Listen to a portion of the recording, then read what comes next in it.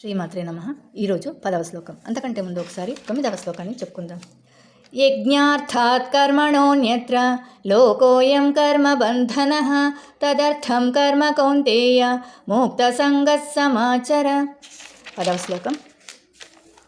సహ యజ్ఞాః ప్రజా సృష్ట్వా పురోవాచ ప్రజాపతిః అనేన ప్రసవిష్యధ్వం ఏషవోస్త్విష్ట కామధుక్.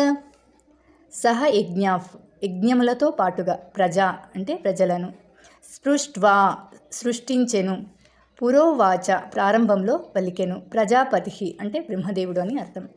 అనేన దీని ద్వారా ప్రసవిష్యధ్వం వృద్ధి పొందుము ఏష ఇవి మీకు ఓస్త్విష్ట కామధుక్ ఓస్త్వి అంటే అగుగాక స్విష్ట కామధుక్ సర్వ అభీష్టములను తీర్చున్నది అంటే సృష్టి ప్రారంభంలో బ్రహ్మదేవుడు మానవజాతిని వాటి విధులతో పాటుగా సృష్టించి ఇలా చెప్పాడు. ఈ యజ్ఞములను ఆచరించడం ద్వారా వర్ధిల్లండి, మీరు సాధించాలనుకున్న వాటన్నింటినీ అవే మీకు ప్రసాదిస్తాయి అని ఈ శ్లోకం యొక్క అర్థం. శ్లోకాన్ని ఇంకొకసారి చెప్పుకుందాం.